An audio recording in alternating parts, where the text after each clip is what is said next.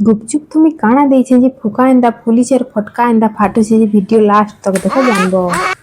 देखुछ तो केंदा फाटुछे जे लागुछे एथरा दिवाली के फटका घिनाना पड़ी। तो चलो से गुपचुप बनाबाटा स्टार्ट करमा। पहला तो ई चटपटा पैन के बनामा।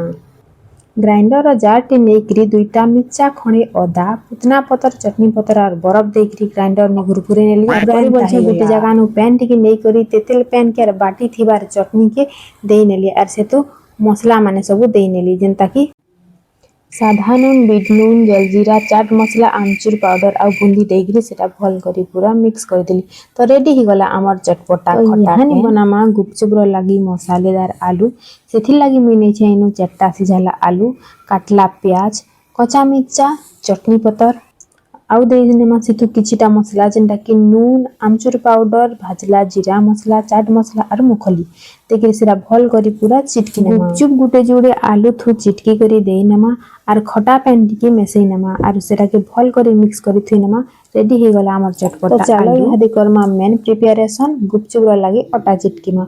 तो गुटे जगह रे इनु 2 कप सुजी और गुटे कप आटा नीचे और तार संगे नीचे टिके बेकिंग सोडा। ई जगह रे हमें नून रो इस्तेमाल न करू यदि नून बना मेले गुपचुप फुली तो जेबाखला बहुत जल्दी सेरा सॉफ्ट हे जा। सब के भल करी मिक्स कर दिमा टिके टिके पैन देकरी ता गुटे सॉफ्ट डो बनामा। गुपचुप बनाला बेले ई जगह रे ध्यान रखमा जे हमर आटाटा पूरा सॉफ्ट हेबार कथा हार्ड हे गला बेले गुपचुप हमर पूरा पापड़ी बनी जिबा।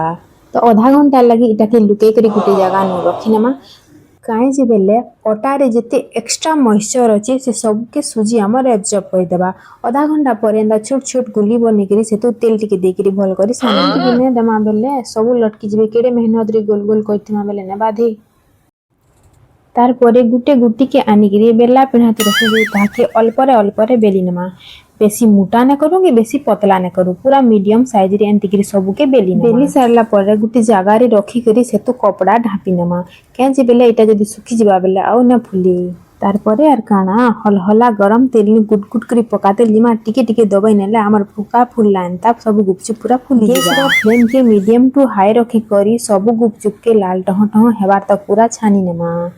तो देखला तो केते सहजे गुपचुप घरे रेडी ही गला जे आर काना मार्केट के जीव भे झालथिपा गुपचुप खाई कि घरे बने करी खाबो कमेंट करी करी कहबो। ई फुका फुका गुपचुप देखि करी त मोर मुहर पैन पूरा गदे ही गलानो मुई तो चालनी तकी खाबार लागि। आ तुमे माने केबे घरे बने करी खाउछ कमेंट करी करी कहबो।